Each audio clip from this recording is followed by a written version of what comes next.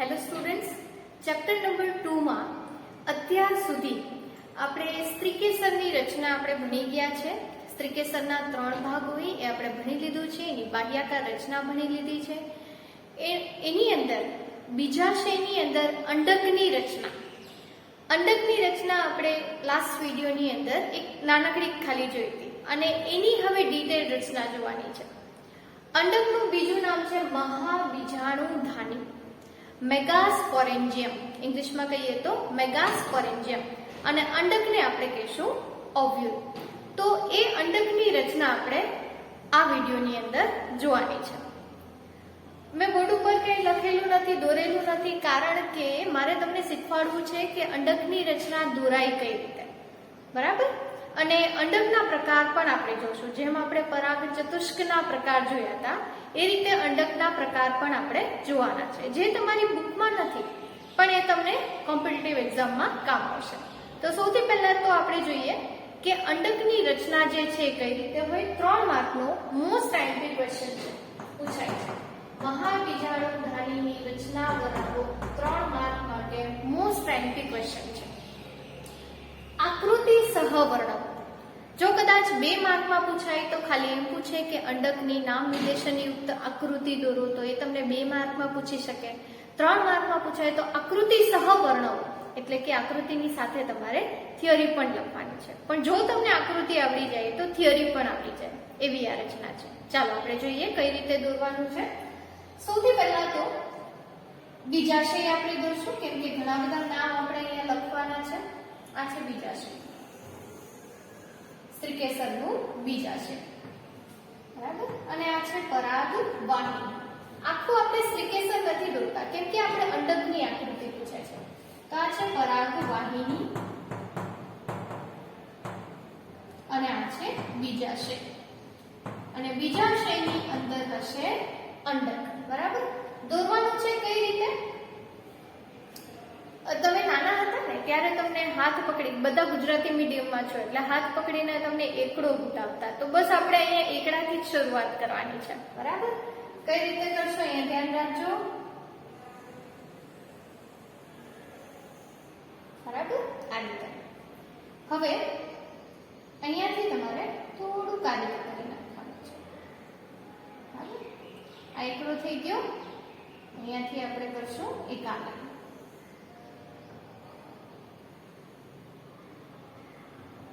બરાબર? આ રીતે. જેનું ડ્રોઈંગ સારું છે એ તો કરી જ લેશે, બાકી જેનું ડ્રોઈંગ બહુ ખરાબ છે એને એકડો ઘૂંટવો પડશે તો ઘૂંટી લેજો પાછો, બરાબર?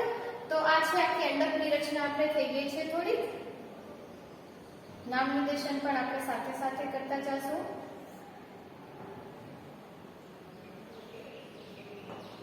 બરાબર? ચાલો હવે આ જે છે, આ જે આટલી વસ્તુ જે છે એ છે અંડક, બરાબર? આટલી જે વસ્તુ છે એને કહેવાય અંડક.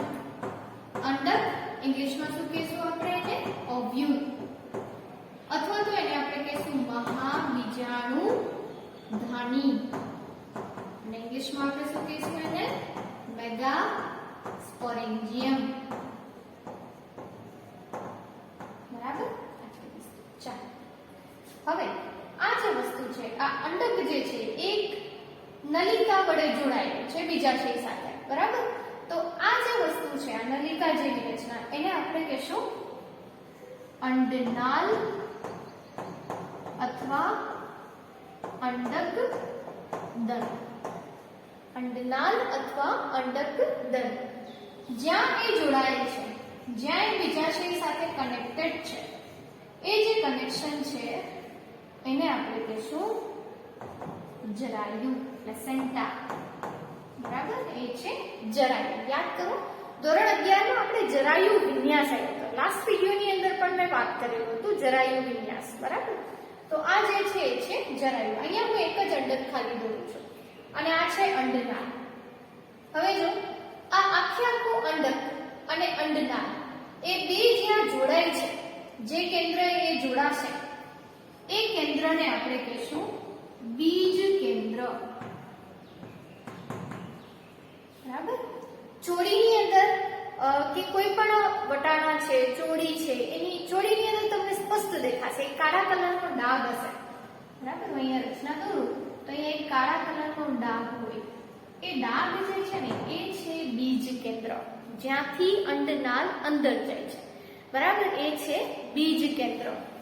તો અંડક અને અંડનાળ આ બેનું જે સંગમ સ્થાન છે એ છે બીજ કેન્દ્ર, બરાબર.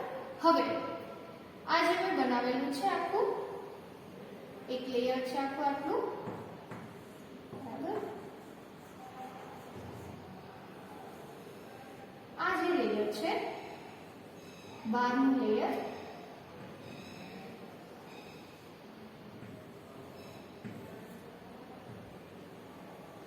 આ સૌથી બહારનું આવરણ છે. કોનું આવરણ છે? અંડકનું આવરણ છે, બરાબર. અને બહારનું આવરણ છે એટલા માટે એને નામ આપ્યું છે બાહ્ય અંડકાવરણ. બહારનું છે એટલે બાહ્ય અંડકાવરણ, બરાબર. ચાલો હજી એક એની અંદર હું દોરું છું.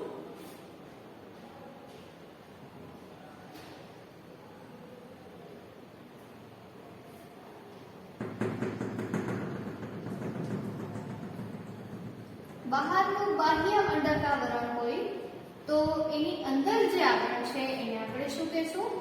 અંતઃ અંડકાવરણ. બાહ્ય અંડકાવરણ અને અંતઃ અંડકાવરણ. અંડકાવરણ એટલે અંડકનું આવરણ. અંડકનું રક્ષણ કરતી જે રચના હોય, જે આવરણ હોય એને કહેવાય અંડકાવરણ, બરાબર. જો ચોળી જે છે એને જ્યારે તમે બાફો છો ત્યારે એની ઉપરનું લેયર જે છે નીકળી જાય. મગ છે એને જ્યારે વધારે બફાઈ જાય તો એનું ઉપરનું લેયર નીકળી જાય, કેમ કે અંડકાવરણ છે. વટાણા એની અંદર તમને સ્પષ્ટ દેખાશે, વધારે બફાઈ જાય તો ઉપરનું જે લેયર છે નીકળી જાય. પછી મમ્મી ખીજાય કે આ તે શું કર્યું, વટાણા બહુ વધારે બાફી નાખ્યા. એમ નહીં કર મમ્મી, મેં તો ખાલી અંડકાવરણ જ દૂર કર્યા છે, બરાબર. એ છે અંડકાવરણ, યાદ રાખજો. જે બહારના ઉપરના જે લેયર હોય એ છે અંડકાવરણ, બાહ્ય અંડકાવરણ અને અંતઃ અંડકાવરણ. ચાલો એની અંદર શું હશે આપણે સ્ટેપ બાય સ્ટેપ જ જાણીએ છીએ. એની અંદર આટલી જે વસ્તુ છે ત્યાં કોષો હશે અને આ જે કોષો છે એ છે પ્રદેહના કોષો.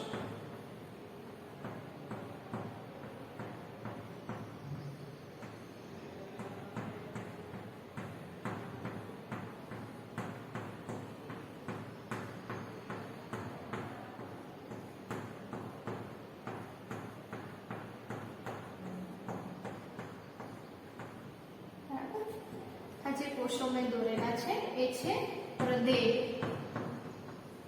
પ્રથમ દેહ, પ્રદેહ, બરાબર. પ્રદેહના કોષો છે અને પ્રદેહના કોષમાંથી જ માદા જન્યુજનકનું નિર્માણ થાય, એટલે કે અંડકોષ, ભ્રૂણપુટનું નિર્માણ પ્રદેહના કોષમાંથી થાય. પ્રદેહના કોષો જે છે એકદમ ઘટ્ટ કોષરસવાળા હશે, ખોરાક સંગ્રહિત કરેલો હશે, બરાબર. પ્રદેહના કોષોની અંદર કારણ કે એને જે ભ્રૂણપુટ જે વિકાસ પામે છે એમાં એને પોષણ આપવાનું છે, એ કામ એ કરશે, બરાબર. તો એ પ્રદેહનું આવરણ છે. સૌથી ઉપર બાહ્ય અંડકાવરણ, અંતઃ અંડકાવરણ, એના પછી આવશે પ્રદેહ. અને પ્રદેહની અંદર જે જોવા મળે એ છે ભ્રૂણપુટ.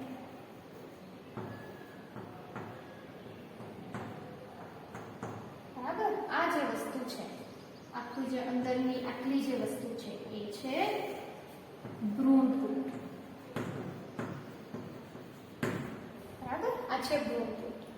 હવે તમે જોશો ભ્રૂણપુટ બને કઈ રીતે એ આપણે નેક્સ્ટ ક્વેશ્ચન ની અંદર આવશે. અત્યારે તો ખાલી આ જે અંડક છે એની રચના તમને પૂછેલી છે, બરાબર. અંડકની રચના તમને પૂછેલી છે. બાકી એ ભ્રૂણપુટ કઈ રીતે બનશે એ પણ આપણે થિયરી અલગથી આવશે. હવે તમે જોશો ને તો અહીંયા અંડકાવરણ જે છે એ સળંગ નથી, અહીંયા એક છિદ્ર રચાય છે. એ જે છિદ્ર છે એને કહેવાય અંડછિદ્ર અથવા તો અંડક છિદ્ર, જ્યાંથી પરાગનલિકા અંદર જશે એ ક્રિયા આપણે ભણશું પછી, બરાબર. તો આ છે અંડછિદ્ર. ત્યાં અંડકાવરણ જે છે ભેગા નથી થયા, અહીંયા છૂટા છે, છિદ્ર જેવી રચના બને છે, એને આપણે કીધું છે અંડછિદ્ર. અંડછિદ્રની સામેની બાજુ જે છે આ બાજુ એને કહેવાય અંડક તલ. બરાબર, એને આપણે કહીશું અંડક તલ. હવે આ જે અંડનાળ છે એની અંદર એક રચના જોવા મળે છે, એક પેશી જોવા મળે છે. બરાબર, એને આપણે કીધું છે, ઇંગ્લિશમાં હું નામ લખું છું કેમ કે ગુજરાતીમાં કોઈ એનું સ્પષ્ટ નામ છે નહીં, એને કહેવાય રાફેલ. બરાબર, એક પેશી જોવા મળે અંડનાળની અંદર, આ છે રાફેલ. કેમાં કામ આવશે તમને નીટ એક્ઝામ બુકની અંદર આની માહિતી નથી, પણ અંડનાળની અંદર એક પેશી જોવા મળે છે. આ જે રચના છે એને કીધું છે રાફેલ. બરાબર, ઇંગ્લિશમાં તો એ તમને નીટમાં કામ આવશે. તો અહીંયા આપણે અંડકની જે આકૃતિ છે એ પૂરી થાય છે. સ્ક્રીનશોટ લઈ લેજો. કેવી રીતે દોરવાની છે મેં તમને કહી દીધું છે. સ્ટેપ બાય સ્ટેપ જ આપણે જવાનું છે અને જેટલા આપણે નામ લખ્યા છે એ એક એક નામને આપણે થિયરીની અંદર સમજાવશું. બરાબર, તો સૌથી પહેલા તો વિડિયો પોઝ કરો, સ્ક્રીનશોટ લેવો હોય તો સ્ક્રીનશોટ લઈ લો અને આકૃતિ તમે જાતે દોરો. બરાબર, એક વખત જોઈને અને એક વખત જાતે. એના પછી આપણે જોઈએ કે આની થિયરી જે છે એ આપણે કઈ રીતે લખવાની. તો ચાલો આપણે આકૃતિ જોઈ લીધી હતી અંડકની કઈ રીતે દોરવાની છે અને થિયરી કઈ રીતે લખવાની છે એ પણ હું તમને શીખવાડીશ કે આની થિયરી તમે કઈ રીતે લખશો. જો તમને આકૃતિ આવડી ગઈ હોય તો થિયરી પણ આવડી જશે. થિયરીમાં આપણે પહેલો મુદ્દો જોઈએ. સૌથી પહેલા લખવાનું તમારે અંડક એ નાની રચના છે.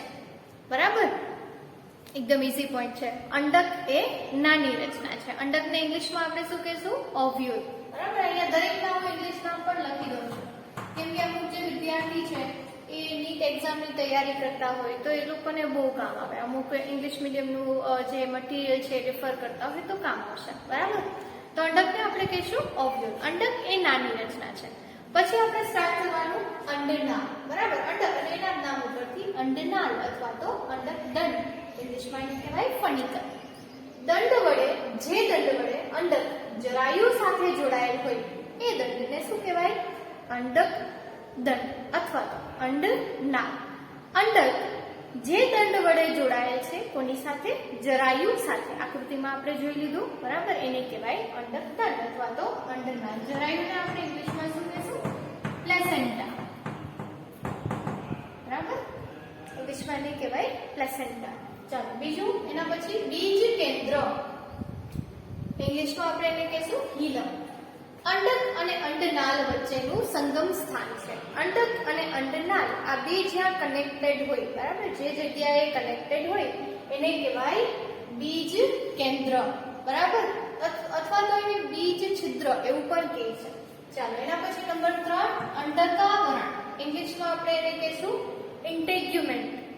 બાહ્ય અંડકાવરણ અને અંતઃ અંડકાવરણ, આઉટરમોસ્ટ અને ઇનરમોસ્ટ. બરાબર, તો એ જે અંડકાવરણ છે એ રક્ષણાત્મક આવરણ છે અને સમગ્ર પ્રદેહને આવરે છે. જો મેં તમને કીધું તો આકૃતિ યાદ રહી ગઈ એટલે થિયરી પણ યાદ રહી ગઈ. રક્ષણાત્મક આવરણ છે, પ્રદેહની આજુબાજુ આવેલા છે. હવે પ્રદેહ શબ્દ આવ્યો, એના ઉપરથી ચોથો પોઈન્ટ પ્રદેહ, એને આપણે ઇંગ્લિશમાં કહીશું ન્યુસેલસ. બરાબર, અંડકાવરણથી ઘેરાયેલ છે. તેના કોષો વિપુલ પ્રમાણમાં સંચિત ખોરાક ધરાવે છે. પ્રદેહના જે કોષો છે એની અંદર ખોરાક છે. એના પછી પ્રદેહની અંદર શું હશે? ભ્રૂણપૂટ, ઇંગ્લિશમાં આપણે એને કહીશું એમ્બ્રિયો સેક. બરાબર, સેક એટલે કોથળી. પ્રદેહની અંદર આવેલ છે. તેને માદા જન્યુજનક પણ કહે છે. ઇંગ્લિશમાં આપણે કહીશું ફિમેલ ગેમેટોફાઇટ. બરાબર, માદા જન્યુજનક પણ કહેવાય અને એને ભ્રૂણપૂટ પણ કહેવાય કેમ કે એની અંદર માદા જન્યુ બનવાનું છે એટલા માટે એને કીધું છે માદા જન્યુજનક. જે એક મહાબીજાણુમાંથી સર્જાય છે. એક ભ્રૂણપૂટ એક મહાબીજાણુમાંથી સર્જાય. બે મહાબીજાણુમાંથી બે ભ્રૂણપૂટ સર્જાય. બરાબર, પણ એક જો ભ્રૂણપૂટ હોય તો એક જ મહાબીજાણુમાંથી બનેલો હોય. ત્યારબાદ અંડછિદ્ર, માઇક્રોપાઇલ, જ્યાં અંડકાવરણ ગેરહાજર હતા. અંડકના ટોચના ભાગે અંડકાવરણની ગેરહાજરીને કારણે જે છિદ્ર બને છે તેને કહેવાય બીજાંડ છિદ્ર અથવા તો અંડછિદ્ર. અને લાસ્ટમાં અંડકતલ, ઇંગ્લિશમાં આપણે એને કહીશું એને ચલાઝા. અંડછિદ્રની સામે આવેલ અંડકના તલનો ભાગ, જ્યાં અંડછિદ્ર હોય એની સામે અંડક તલ હોય. બરાબર. તો આ રીતે તમારે આખી થિયરી લખવાની છે. આકૃતિ કેમ દોરવાની એ મેં તમને શીખવાડી દીધું છે અને એની થિયરી પણ કેમ લખવાની એ પણ તમને મેં શીખવાડી દીધું છે. સ્ટેપ બાય સ્ટેપ બધા મુદ્દા આવવા જોઈએ. બરાબર. જો આ તમે કરી લેશો તો તમારો 3 માર્કનો ક્વેશ્ચન જે છે એ રેડી થઈ જાય છે. હવે નેક્સ્ટ ક્વેશ્ચન ની અંદર આપણે એ જોવાનું છે કે મહાબીજાણુ જનન કઈ રીતે થશે, મહાબીજાણુ જે બને એ કઈ રીતે બનશે એ આપણે જોવાનું છે, અને ભ્રૂણપુટનું નિર્માણ કઈ રીતે થશે એ પણ જોવાનું છે. મોટો ક્વેશ્ચન છે. આના પછી એ ક્વેશ્ચન જોતા પહેલા આપણે એ શીખશું કે અંડકના કેટલા પ્રકાર છે, કારણ કે એ જે ક્વેશ્ચન છે એ તમારે બોર્ડમાં તૈયાર નથી કરવાનો, એ તમને નીટમાં કામ આવશે. તો અંડકના પ્રકાર આપણે જોશું. તમારે એ પ્રકારના નામ યાદ રાખવાના છે અને એ કઈ રીતે છે એ યાદ રાખવાનું છે. એનું એક એક્ઝામ્પલ. બરાબર. આટલું કરવાનું છે આપણે નેક્સ્ટ વિડીયોની અંદર એ જોશું.